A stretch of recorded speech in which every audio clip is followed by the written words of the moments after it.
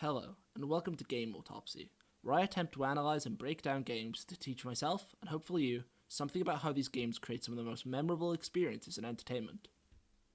Today, I want to start off this channel with my favourite game of all time, Bioshock.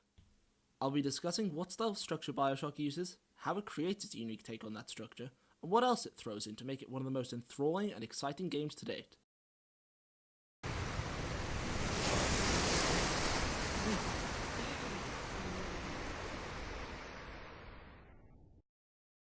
So, genres can be hard to define, no matter the medium. Movies, literature, or music are individual pieces of art, not created to be categorized, but as a unique thing standing by itself.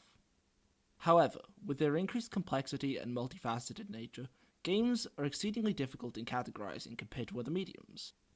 Games have many elements. Do you define a game by gameplay, plot themes, art style, or any other of the unending list of possible elements? So when I now call Bioshock a linear plot-driven game, I'm expecting someone out there to have their comment ready on how it's actually an FPS game or an immersive sim, but that's focusing on a single one of these elements, gameplay. So I'm not actually trying to say what genre Bioshock is as a whole. I think that's a futile effort. Instead, I'm looking at how Bioshock fits into another element, game structure. When I say structure, what I mean is how the game is played. Is it a linear game? An open world game? Is it broken into segmented levels or missions? Does it include lots of backtracking? Or simply moving forward? Basically, if you mapped out the game, how would it look? Not physically, like a literal map, but instead in how the player experiences it. So, as I said, Bioshock for me falls into a structural format I would call a linear plot-driven game. These are games which structure takes the player through a fairly linear set of separated levels in somewhat isolated locations, with links between these levels and the driving force of the game is the plot, rather than some other method, like player skill, puzzle solving, or exploration. Good examples include games like the Call of Duty campaigns or Half-Life 2, but there are hundreds if not thousands of these games due to its popularity before the 2010s as the go-to structure for story games. Some might call this AAA story games, but I feel as though this generalizes more than it summarizes, ignoring indie games with this kind of structure. Somewhere beyond the sea, somewhere waiting for me. So if we know the elements of a linear plot-driven game, how does Bioshock fit into that? Well, to analyze Bioshock's structure more easily, I wanted some form of visual way to look at the game's structure that wouldn't be specific to any single game. And, well, something similar has already been done. In Mark Brown's fantastic Boss Keys Series 1, he made a visual graph system like I described, but instead for the layout of Legend of Zelda's dungeons. This graph system was abstract, and not based on the physical layout of the level, but instead shows the structure of the dungeon, in how the player experiences and moves through it. And as Pablo Picasso once said, good artists copy, great artists steal. And while I'm neither a good nor a great artist, this idea was just too good not to steal. After sitting down for a weekend, designing this graph, then plotting out the whole of Bioshock on it, this is what I've come up with. So yeah, this graph is almost impossible to see due to its size, but any less complexity would not really provide the ability to zoom in on the details of levels that this provides. But I will be zooming in when actually going through it, and I'll try to explain things as I go, as not to front load too much information. So to quickly explain the basics, symbols show the type of game element, such as a mission, task, or plot event. Colours, however, show the type of element, such as combat task versus a fetch task. Finally, the letters on these elements just label what exact elements these correspond to in the game. Like story point A here is actually the plane crash cutscene at the start of the game. So if the core elements of a linear plot-driven game are linearity, separated levels, both physically and in the story, and the game's driving force being the plot, how does Bioshock use these elements, and what ways does it change them to make its unique take on them? So to begin, let's start with how it uses linearity. Looking at the graph shows us just how linear Bioshock is, even without a proper explanation of the graph. But to show just how linear it is, let's get a bit deeper on how the graph works. Firstly, the graph only shows optional story content, not optional gameplay content, as it would be impossible and unnecessary in analysing game structure to show loot, which makes up the great majority of Bioshock's optionality. So perhaps it's not as linear as it first appears, but it's only non-linear in its gameplay choices, such as plasmids and tonics. So secondly, movement to the right shows changing goals, while movement to the left is optional content. Notice how little the game moves to the left, or has individual elements that themselves are moving to the left. In fact, the only leftward options are these four. Butterfly symbols show a butterfly effect system, which is an element in the game that affects some later element in the game. The butterfly effect system in Bioshock is the Little Sister system. Each of these small butterflies on the graph represents a Little Sister's first location on a level. Little Sisters take up one of Bioshock's main sources of non-linear content, allowing players the choice to take combat challenges for new abilities and also creating some form of player agency in the story, no matter how black and white it is, with the famously criticised ending of Bioshock. The other main source of optional content is also the main source of non-plot stories, which is the audio log system, a staple of immersive sims. Here in the graph, I haven't actually put in the audio logs, as they are so numerous with 122 total throughout the game. Not only am I way too lazy to do that, but it would also massively water down the graph, taking up a significant amount of space. Instead, I've added the amount of audio logs in each level to the side of that level, as you can see here labelled in Port Neptune with there being 19 in this level alone. Bioshock also allows players some freedom in its main missions, where 4 out of the 7 main gameplay segments shown with these thick orange connecting lines have a mission inside them with 3 tasks that could be completed in an optional order. Looking at the main mission of Port Neptune shows us this. The mission comes in here, where it breaks into 3 individual tasks to get peach photos and splices, which again can be completed in any order, where it comes out as one line when the 3 tasks are complete. Bioshock's final piece of non-linear content, no matter how small it is this individual element. It's a semicircle, which means it's a small story event, and it's red, which means it's a mini-boss. This is in fact the optional boss fight with Santa Cohen at the end of Fort Frolic, which accounts for the only optional boss fight in the game. As you can see from this, the game is almost entirely linear, with no significant non-linear content not focused on loot, upgrades, or non-interactable stories. When I say this, I don't mean any form of judgment. Linearity is a tool of designers to craft the experience they want, with some games needing linearity, freedom, or most often somewhere in the middle, as Bioshock finds itself, despite being close to the linear side. Most people these days, after the rise of open-world games, use the term linear in a derisive way, insinuating a game isn't truly a game unless it has a lot of choice. I find this to be incredibly simplistic, ruling out a tool of designers just because to you it doesn't feel gamey enough. And while almost certainly the decision to structure Bioshock as a linear plot-driven game was a pragmatic decision for the style of gameplay they were looking for, as well as the popularity of this structure in the mid-2000s, it's a nice parallel that the game is so linear with little player choice in its story, while the protagonist Jack is practically a slave of Fontaine with no real choice of his own in the story, other than exactly how to explode a Splicer's head open.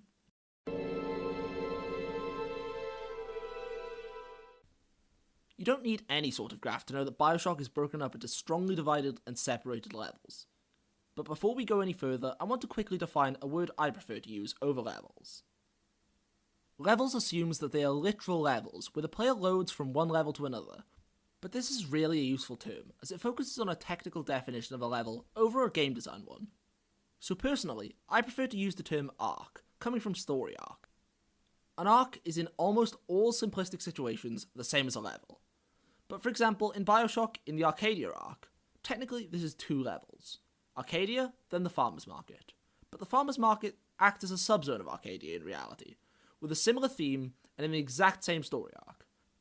So I find it better to define them as a single arc rather than focus on the technicality of them being 2 levels. Back to the point.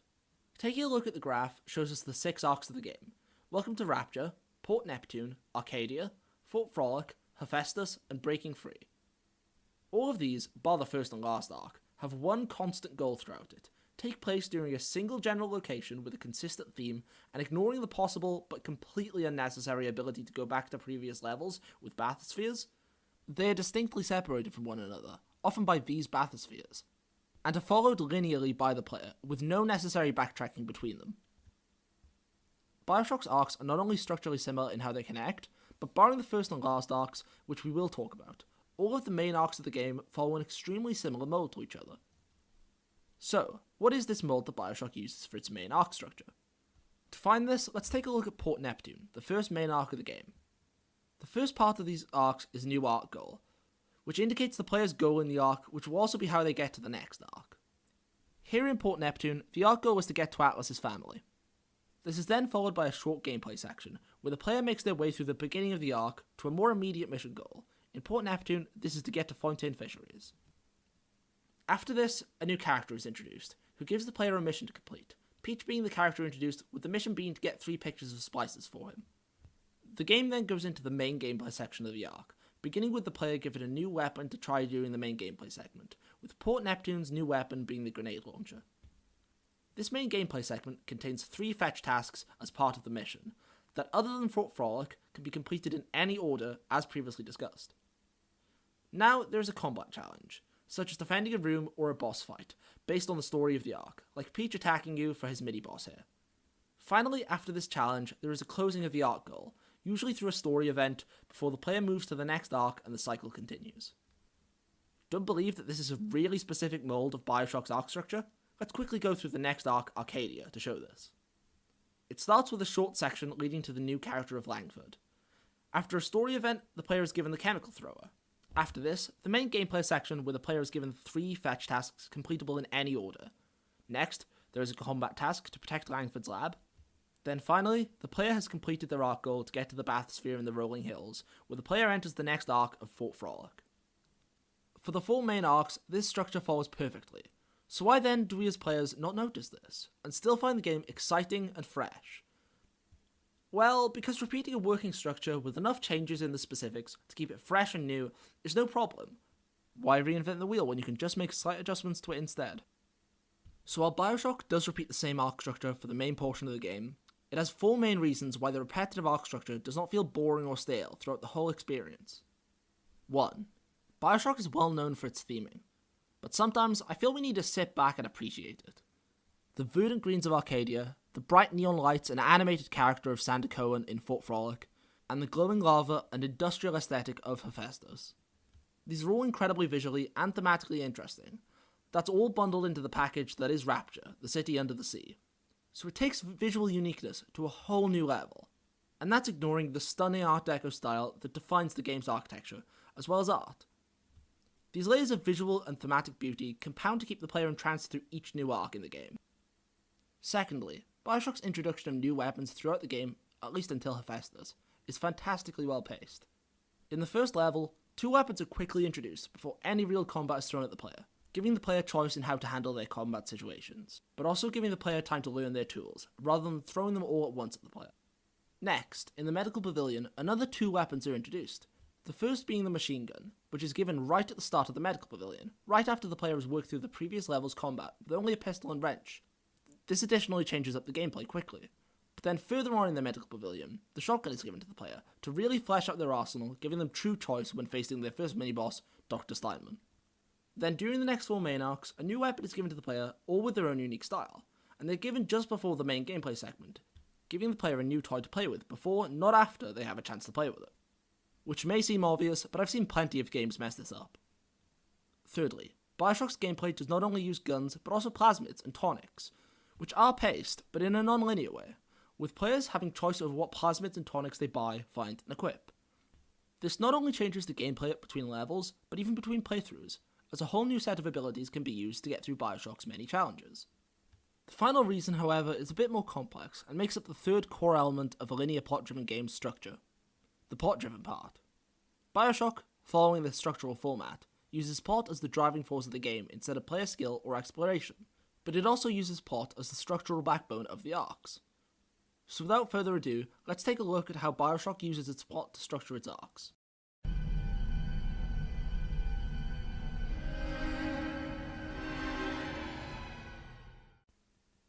Plot plays an enormous role in the structure and pacing of Bioshock, as well as its arcs, with one of the most influential roles being how it uses characters to dominate each arc.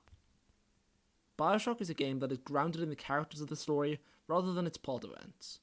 Each arc is themed around and set up by the character that defines that arc, while the character story is laid out for the player across the arc by story points as well as audio logs. Take the most obvious example of this, Sander Cohen in Fort Frolic. Sander Cohen commands Fort Frolic, both literally and in theme. The player is stopped at Fort Frolic by Cohen, which was only meant to be a passing sight on the way to Hephaestus. Cohen blocks the video, completely cutting off communications with both Atlas and Ryan, leaving you alone with only Sander Cohen. For the main gameplay segment, he gives the player 3 quests to kill enemies of his and photograph their bodies for his masterpiece. You might say that this being the only main arc with non-optional order of tasks shows Cohen's control, but to be honest, this sounds a bit like I'm reading too much into it. After the main gameplay segment, he finally sends Jack on his way after an optional boss fight with him. And while this may seem normal, think for a second. A brand new character has locked you into this level with no outside contact, where you have to follow his instructions to complete tasks personally important to him, all packaged inside a level with the madness, vibrancy, and chaos of Cohen's personality. I mean, look at this. If this doesn't represent Cohen, the mad artist, I don't know what does. This idea of introducing a character and using them as the theme and driving force of an arc follows for most of the arcs, if not all. Arcadia introduces Langford, whose death forces the player to have to go on an extended mission to develop the Lazarus Effect themselves. Not only this, but Langford is a botanist in a level themed as the city's forest, and while I'm sure she was designed after the arc, her influence in the lab and throughout the level are undeniable. Her story plays out in audio logs throughout the level, just like Sander Cohen, giving you an up-close look at their personalities and stories.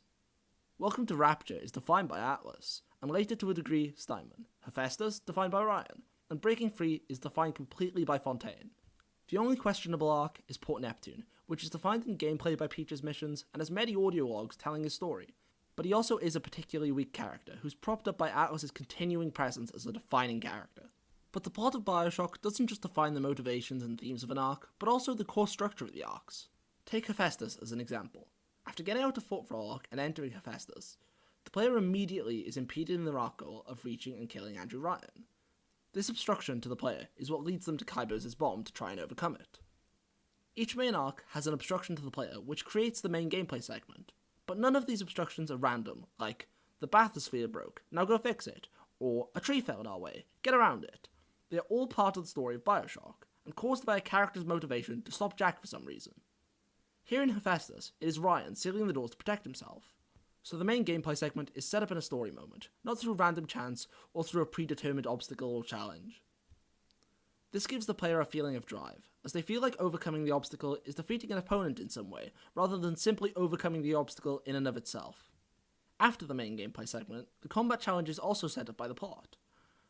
While for the boss fights and mini-boss fights, this is obvious. But even for defending challenges, where the player must defend a location from splicers, this isn't just set up as the splicers deciding then and there to attack Jack, but instead as Andrew Ryan setting them on him to thwart Jack from getting to him. But finally, the plot of Bioshock also drives how the structure of the game plays out on a more zoomed out level. Bioshock, to a certain degree, plays out with a 3-act structure, with the incitement being up to the end of Port Neptune, where Atlas's family is killed. Then the setback being the next 3 arcs, each introducing a setback to the player that they must overcome, followed by the climax of Jack freeing himself and then hunting down Fontaine. But this is a narrative 3-act structure.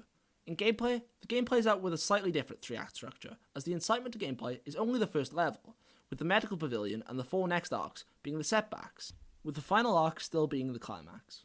Even though the narrative is separated from the gameplay structure at the start, it is only slight, as even in gameplay, the medical pavilion and Port Neptune still act as semi-tutorials to the gameplay, despite being more standard levels.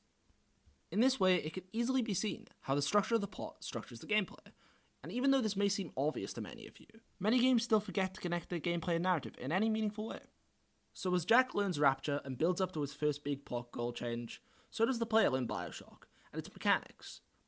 Then as Jack is impeded again and again in the narrative, this is overcome through gameplay challenges.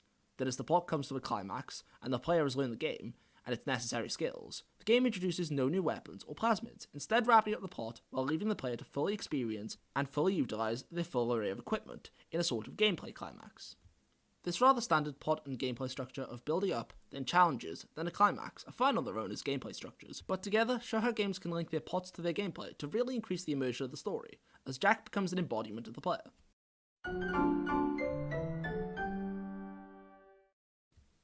So while Bioshock might fit into the structural format of a linear plot-driven game, it has 2 main reasons why it stands out above the rest as one of the best games of all time.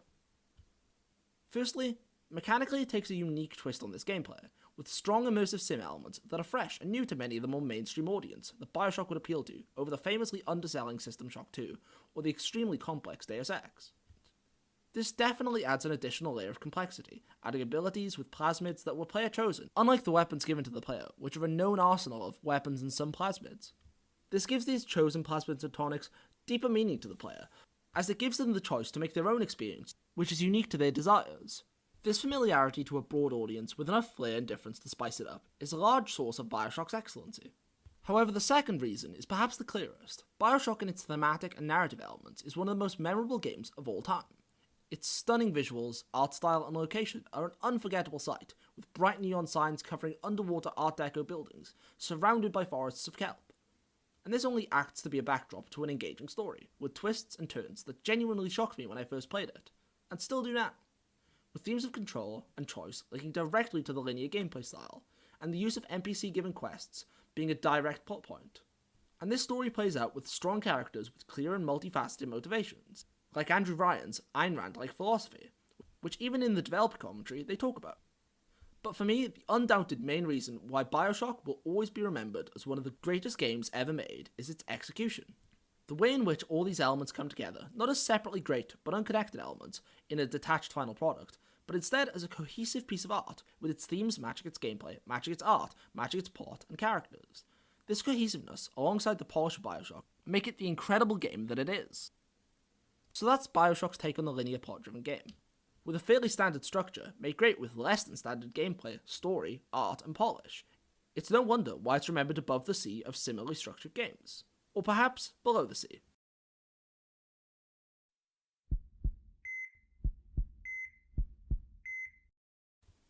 Thank you for watching. I worked really hard on this video, even if it does seem a bit thrown together and a bit of a mess. I'm new to this whole video thing, so if you enjoyed, please share the video with other people you think might enjoy it, and most importantly, subscribe. I don't really care about likes or views, but I'm hoping to get a new video out around early November, which hopefully will be of higher quality and less of a mess than this first video. So I'd like to see people that enjoyed this enjoy some more of this. Apart from that, all constructive criticism is appreciated down in the comments, and hopefully I'll see you in the next video.